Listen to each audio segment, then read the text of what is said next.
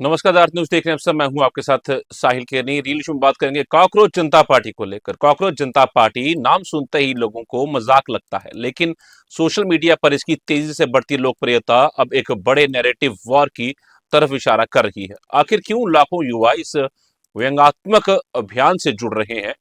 क्या ये सिर्फ मीम और वायरल कंटेंट है या सिस्टम के खिलाफ बढ़ती नाराजगी का डिजिटल विस्फोट? ऑनलाइन मूवमेंट अब युवाओं के गुस्से, बेरोजगारी, राजनीतिक अविश्वास और सोशल मीडिया एक्टिविज्म का प्रतीक बनता जा रहा है। इंस्टाग्राम पर करोड़ों फॉलोअर्स जुटाना सिर्फ एल्गोरिथम की ताकत नहीं, बल्कि उस सोच का संकेत है जिसमें युवा खुद को अनसुना महसूस कर रहे हैं। लेकिन बड़ा सवाल यह है कि क्या यह लोकतंत्र में व्यंग्य के जरिए विरोध की नई संस्कृति है, या फिर युवाओं को सिस्टम के खिलाफ भड़काने वाला डिजिटल नैरेटिव? क्या मीम पॉलिटिक्स भविष्य की राजनीति तय करेगी? क्या सोशल मीडिया अब सड़क से ज्यादा ताकतवर हो चुका है? और क्या भारत की युवा पीढ़ी खुद को सिस्टम का शिकार मानने लगी है?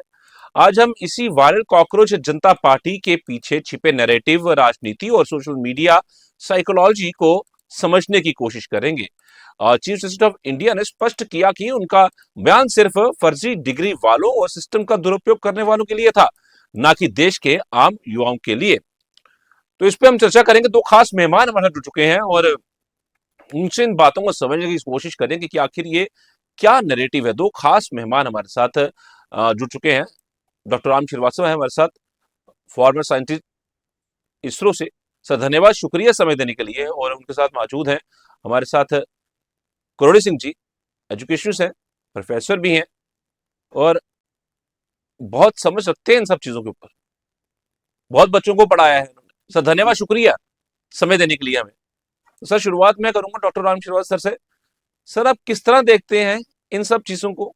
ये किस तरह का नैरेटिव सेट करने की कोशिश की जा रही है भारत के अंदर, और खासकर जेन जी को एक टारगेट किया जा रहा देखिए, इसके दो प्रमुख जगह हैं। एक तो विदेशों में है और दूसरा अपने स्वयं के देश में है। जिस समय जैन जी ने एक्टिवेट होकर तख्ता पलट आपके श्रीलंका में किया, बांग्लादेश में किया, नेपाल में किया, निश्चित रूप से उन्होंने भारत में ही बहुत कोशिश की। लेकिन भारत का युवा बहुत समझदार है, वो इस बहकावे में नहीं आता। लेकिन भारत जिस रफ्तार से आगे बढ़ता चला जाता है और जिस लक्ष्य के लिए आत्मनिर्भर भारत आगे पहुंच रहा है, उससे विदेशों के बड़ी शक्तियों को बड़ी चिंता हो गई है।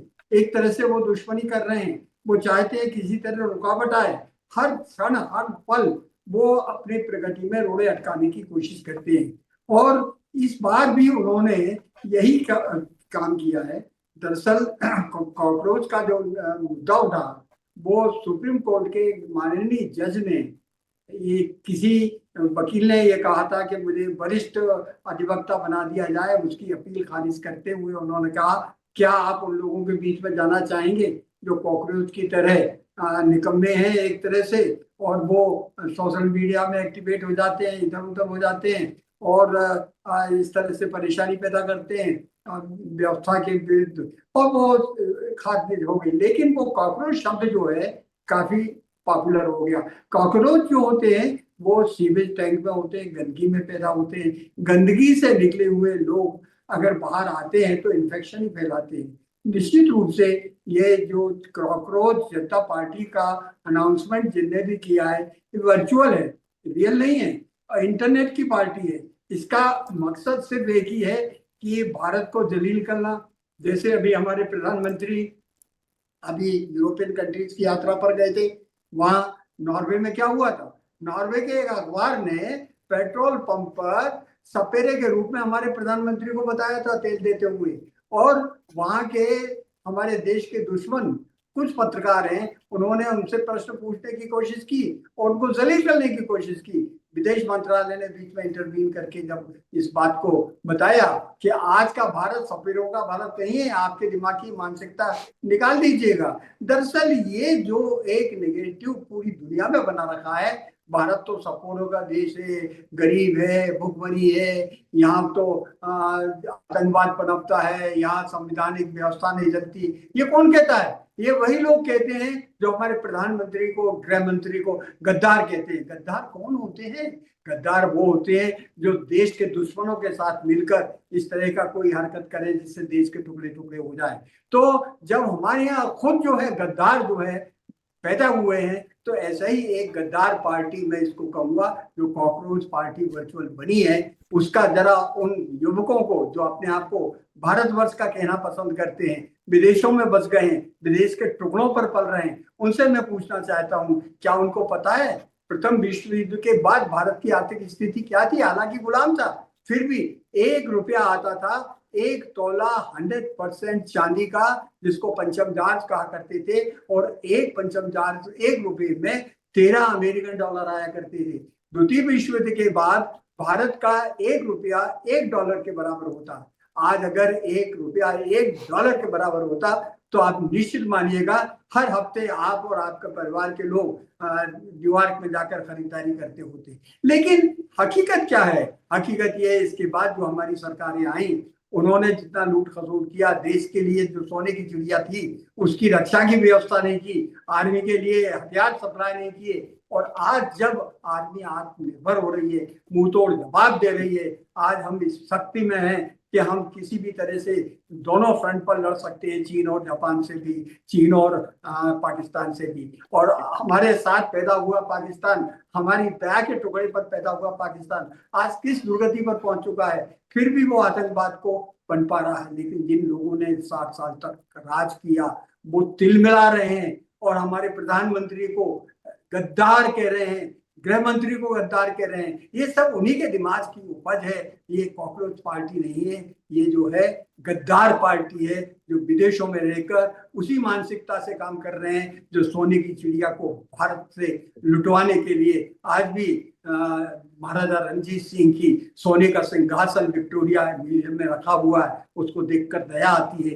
कैसे लोग थे जिन्होंने हमारे यहाँ की पूरी संपत्ति को लुटाकर विदेशों में जमा कर दी, वो आज भी कर रहे हैं निश्चित रूप से। पर जिस रफ्तार से देश आगे बढ़ रहा है उससे चलकर उसमें रोड़े अटकाने के लिए ये सब प्रयास हो रहे हैं। वर्चुअल पार्टी बनाई गई है, इमेजिनरी पार्टी बनाई गई है और जैन जी को भड़काने की कोशिश की गई है, लेकिन जैन जी नहीं भड़कने वाला।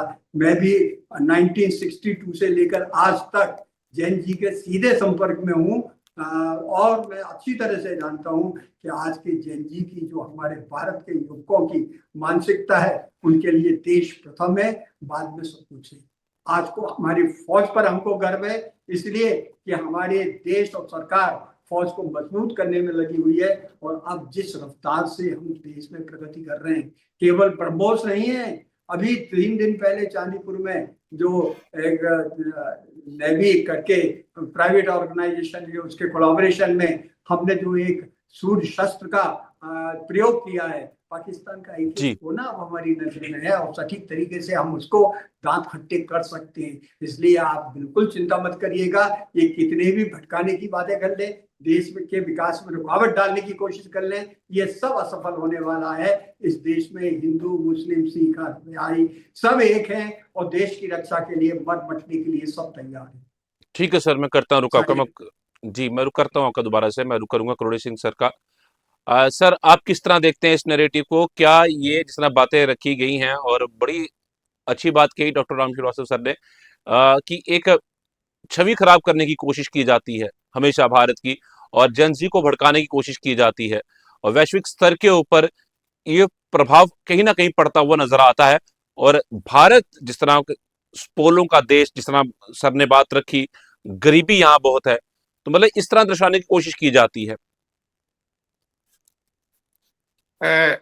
देखिए साहिल, इसमें भारत की छवि खराब करने जैसा मुझे कुछ नहीं नजर आ रहा है। लेकिन ये ट्रिगर क्यों हुआ कॉकरोच पार्टी बनाने का आइडिया? जब हमारे चीफ जस्टिस ने यह कहा कि कुछ कॉकरोच हैं, वो देश को स्लाइड बैक करना चाहते हैं, वो कुछ करते नहीं हैं, केवल सोशल मीडिया पे चिपके रहते हैं, इस तरह का स्टेटमेंट दिया। और अगर टॉप लेवल पे कोई इस तरह का स्टेटमेंट देता है तो निश्चित रूप से युवकों को या लोगों को प्रभावित करता है। लेकिन कॉकरोच की बहुत अच्छी चीजें भी हैं, केवल वो गंदगी में नहीं रहता, वो गंदगी को साफ भी करता है, गंदगी को खाता भी है। सर्वाइवल इंस्टिंक्ट कॉकरोच की बहुत होती है, वो महीनों तक बिना कुछ खाए पिए जिंदा रह सकता है। कॉकरोच ओल्डेस्ट सर्वाइविंग बीइंग है इस प्लानेट पे।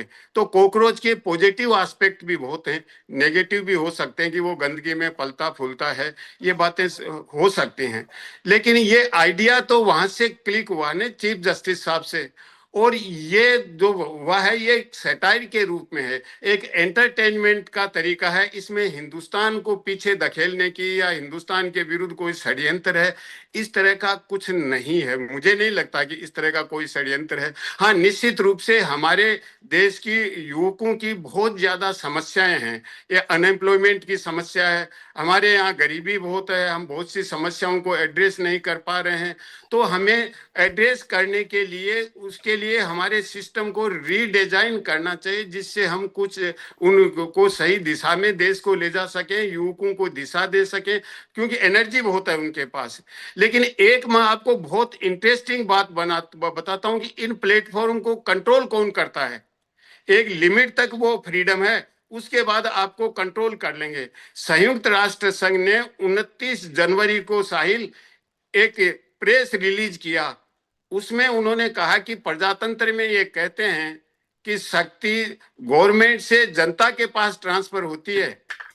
एक्चुअली जनता के पास ट्रांसफर नहीं हो रहा है पावर, अब पावर जो है वो प्राइवेट टेक्नोलॉजी कंपनीज को ट्रांसफर हो रहा है, ये संयुक्त राष्ट्र संघ ने कहा है।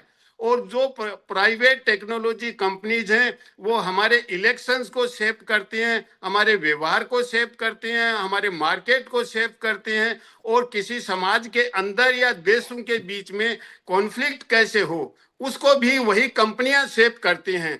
तो जिस हम राजनीतिक सत्ता की बात करते हैं, वो आज राजनीतिक सत्ता प्राइवेट टेक्नोलॉजी कंपनियों के पास चली गई। बहुत सी कंपनी ऐसी हैं जिनका 50% देशों के बजट से, किसी जो छोटे देश हैं उनके बजट से भी ज्यादा उनकी इनकम है। तो इतनी बड़ी कंपनियां हैं जो ट्रांसनेशनल अपना स्टैंडिंग रखती हैं, वो सरकारों को कंट्रोल करती हैं। सरकारों की अपनी ऑटोनॉमी नहीं है, सरकारें अपने जनता का ध्यान नहीं दे पा रही। पूरी दुनिया में हो रहा है ये, केवल मैं भारत के लिए नहीं कह रहा हूं।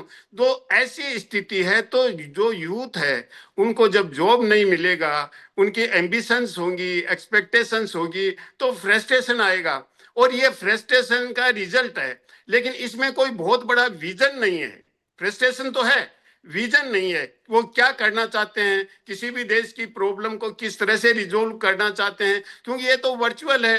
क्यों इसको हम ये नहीं कह सकते कि ये इंडिया की कॉकरोच पार्टी है, इसमें तो कहीं का भी कोई भी ज्वाइन कर सकता है। तो हमें इंडिया के कॉन्टेक्स्ट में इसको नहीं देखना चाहिए। इसमें इंडियन ज्यादा हैं, क्योंकि इंडियंस ने स्टार्ट किया है, ज्यादातर इंडियन है। लेकिन इसका अर्थ ये नहीं है कि कोई इंडिया के विरुद्ध षड्यंत्र है या किसी और देश के विरुद्ध षड्यंत्र है। एक सैटायर है, एंटरटेनमेंट है, एक फ्रस्ट्रेशन है, उसको एक वेंटिलेशन मिल जाता है, फ्रस्ट्रेशन रिफ्लेक्ट होता है।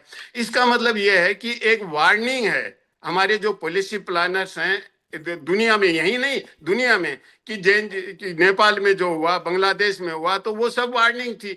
बाद में मैनेज करना मुश्किल हो जाता है। बांग्लादेश में जैन जी ने रिवोल्ट किया, जैन जी को जनता ने साइडलाइन कर दिया, जीत ही नहीं पाए, क्योंकि जो रियल पॉलिटिक्स का एक्सपीरियंस रखते हैं वो यूथ में वो नहीं हो सकता, जैन जी में वो एक्सपीरियंस नहीं है। नेपाल में देखना, अब लंबे समय तक सरकार नहीं चला पाएंगे। तो ये जो है एक एंटरटेनमेंट नहीं है, व्यवस्था को चलाना और किसी भी समाज की समस्याओं को सुधारना ये किसी के बस की बात नहीं है। एक उसके लिए एक्सपीरियंस लोगों की बहुत जरूरत होती है। तो ये कह देना कि भारत को डिस्टेबलाइज करते हैं, करने का कोई प्लान है या कोई षड्यंत्र है, ये तो केवल फ्रस्ट्रेशन का एक्सप्रेशन है। और एक्सप्रेशन के साथ साथ एक एंटरटेनमेंट के रूप में आप इनका मैनिफेस्टो देखिए, कोई जेन्युइन प्रॉब्लम है यूथ की वो कोई एड्रेस कर रहे हैं। जो मेंबरशिप की क्वालिफिकेशन आप देखिए कि जो इलेजी है, कुछ काम नहीं करता है, वो मेंबर बने, ये उन्होंने एलिजिबिलिटी कंडीशन दिए हैं। तो इसमें इस तरह का कोई कॉन्क्रीट पार्टी के रूप में एमर्ज नहीं हो पा रहा है। इवन मैंने तो ये भी बहुत पहले कहा है, जब आप पार्टी बनी थी तो उस समय मैंने कहा था ये पॉलिटिकल पार्टी नहीं है, पॉलिटिकल पार्टी बनने में दशकों लगते हैं साहिल जी। एक दिन में या 2 हफ्ते में या 2 साल में 5 साल में पार्टी नहीं बनती है पॉलिटिकल पार्टी बनने में।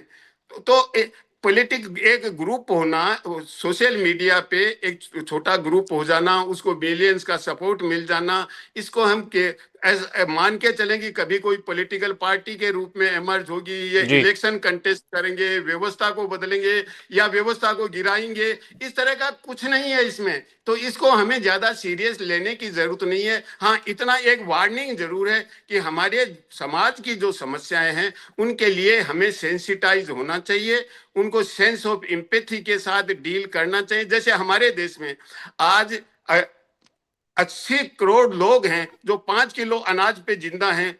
तो ये कोई गरीबी मिटाना है? 5 किलो अनाज देना गरीबी मिटाना नहीं है, ये तो उनको सर्वाइवल के लिए है, जिंदा रखने के लिए। ये कोई पॉवर्टी एराडिकेशन नहीं है। तो जो 80 करोड़ लोग हैं उनके पास आजीविका का साधन नहीं है, तो उनको हम कहाँ गेनफुल्ली एम्प्लॉय करें, उनकी एनर्जी है उसको देश के लिए कैसे यूज करें, इस तरह की हमें प्लानिंग करनी चाहिए, हमारे पूरे सिस्टम को रीडिजाइन करना चाहिए। तो जो हमारे चैलेंजेस हैं उनकी तरफ ये पार्टी इंडिकेट करती है, तो हमें चैलेंजेस को एड्रेस करने के लिए कुछ सिस्टम डिजाइन करना चाहिए, पॉलिसी डिजाइन करना चाहिए। तो नहीं तो इस तरह की पार्टी आगे बढ़ के हो सकता है कि वो जो रियल इश्यूज हैं उनको एड्रेस करना शुरू करेंगे। जी अभी तो नहीं कर रहे हैं जी। साहिल, ठीक सर, मैं करता हूँ, रुक आपको मैं रुक करूंगा डॉक्टर राम श्रीवास्तव सर का। सर, करोड़ी सिंह सर ने बड़ी अहम बातें रखी हैं कि इतना सीरियस लेने की जरूरत नहीं है। ठीक है, हम मानते हैं इस बात को, पर हम ये भी तो नहीं भूल सकते कि जिस शख्स ने इस चीज को शुरू किया है वो आम आदमी पार्टी से बिलोंग करता था या अभी भी करता है। तो वो मानसिकता मतलब हो सकती है कि हम एक नैरेटिव सेट करें भारत के अंदर, युवाओं के अंदर, उनको भड़काने की कोशिश करें ताकि कुछ बदलाव आ सके जो कि प्रेसिडेंट गवर्नमेंट के खिलाफ हो। क्या इन चीजों को हम इस तरीके से देख सकते हैं? और जिस तरह बातें रखी गई, मैनिफेस्टो जारी किया गया, उसमें ये कहा गया कि अगर कोई वैध वोट डिलीट किया जाएगा तो मुख्य चुनाव आयुक्त को यूएपीए में गिरफ्तार किया जाएगा, क्योंकि किसी के वोटिंग का अधिकार छीनना आतंकवाद से कम नहीं। मतलब इस तरह की कई बातें वहां पर रखी गई। देखिए, ये जो कुछ भी हो रहा है साहिल जी, किन दो लोगों द्वारा प्रायोजित है? जो देश को छोड़कर विदेशों में मलाई खाने के लिए गए हुए हैं और उनकी गुलामी कर रहे हैं। आज मैं आपसे बताऊं कि भारत में आईआईएम, आईआईटी कितने हैं? उन सब में निकलने वाले 90% बच्चे कहाँ जाते हैं? अमेरिका जाते हैं, विदेशों में जाते हैं। क्यों जाते हैं? वहां कितनी पगार मिलती है उनको?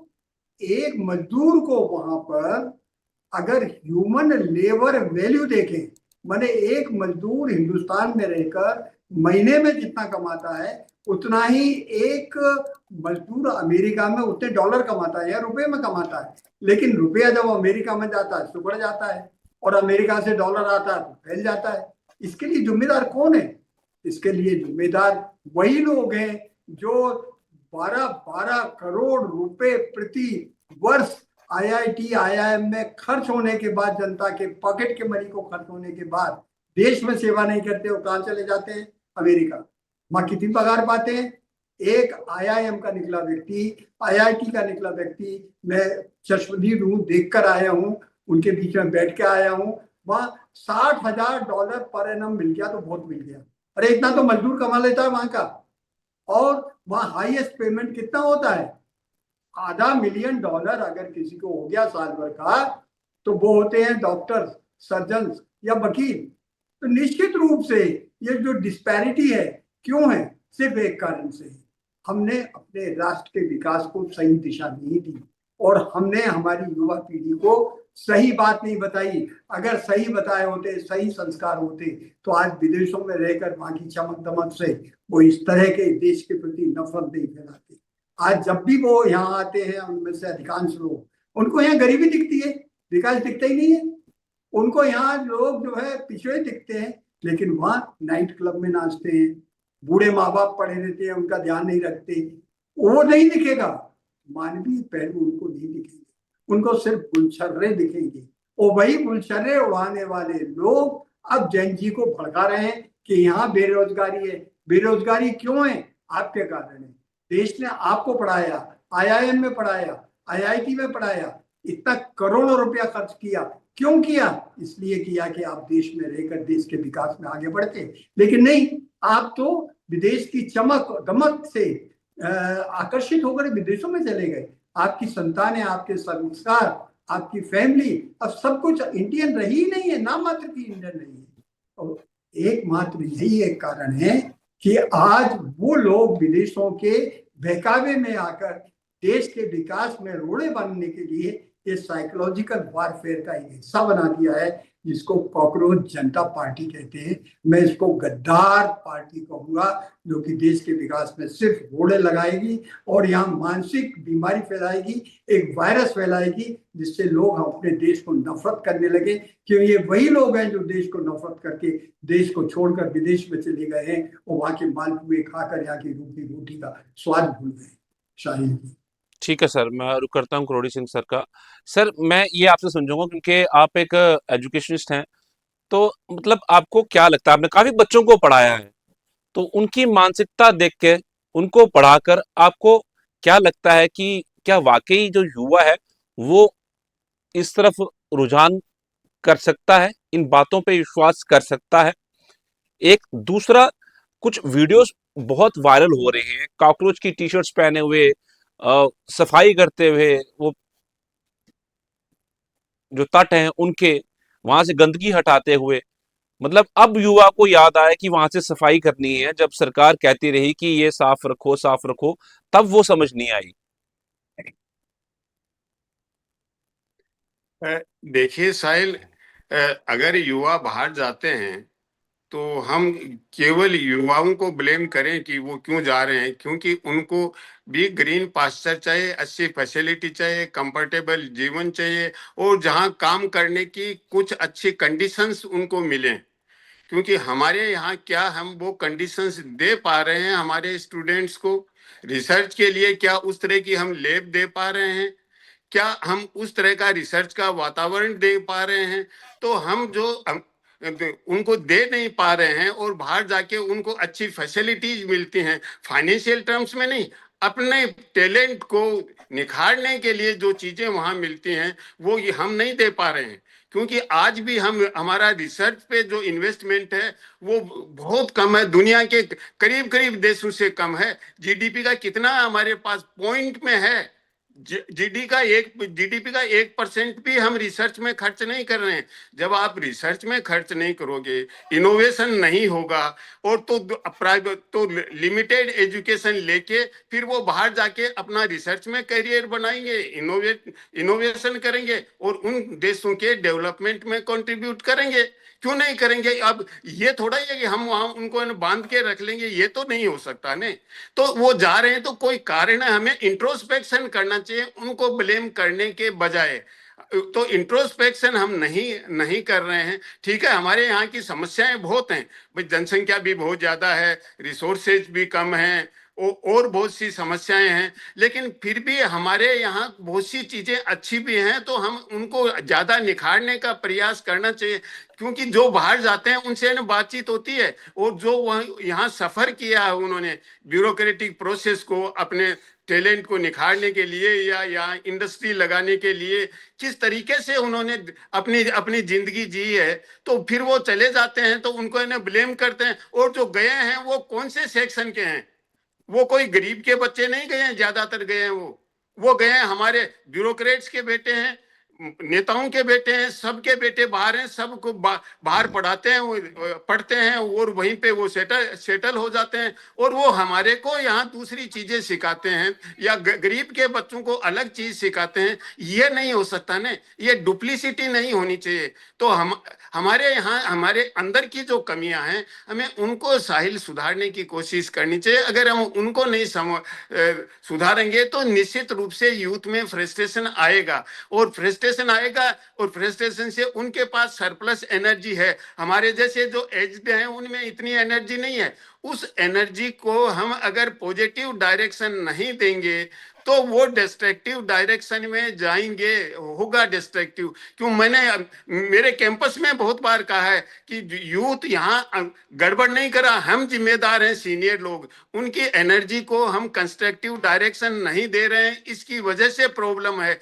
यूथ प्रॉब्लम नहीं है, हम जिम्मेदार हैं। तो हमें अपनी जिम्मेदारी को का एहसास करना चाहिए, हमें फेवरेबल कंडीशन देनी चाहिए, निश्चित रूप से देश का विकास होगा। लेकिन इस कॉकरोच पार्टी बनी है, इसको कोई देशद्रोही या देश विरोधी कहना इस तरह का मुझे नहीं लगता। ये तो जनरल एक एंटरटेनमेंट का सैटायर के रूप में है, उसमें कोई इंडियन थोड़े, ये इंडिया को टारगेट थोड़े कर रहे हैं, ये तो जनरल है, ये सभी देशों के लोग हो सकते हैं, इसमें किसी भी देश का कोई बंदा ज्वाइन कर सकता है। तो उस तरह का पार्टी के रूप में ये है ही नहीं। हाँ, इसके स्टार्टर हैं, फाउंडर हैं, वो हो सकता है इंडियन हो, लेकिन इससे बियॉन्ड इसको वो कलर देना मेरे ख्याल से सही नहीं होगा। जी साहिल।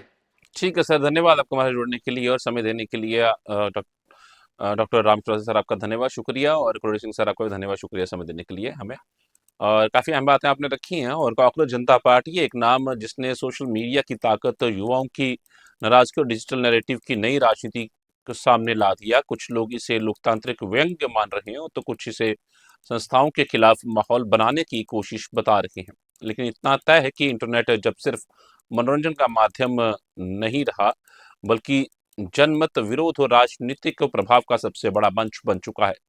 सवाल यही है कि क्या ये युवाओं की वास्तविक आवाज है या वायरल ट्रेंड का अस्थायी तूफान? आने वाले समय में डिजिटल राजनीति भारत के लोकतंत्र को किस दिशा में ले जाएगी, इस पूरे देश की नजर इस पे बनी हुई है। और साफ तौर पर आपको बता दें कि ये नैरेटिव एक अलग से सेट करने की कोशिश क्यों, आखिर एक ये बड़ा सवाल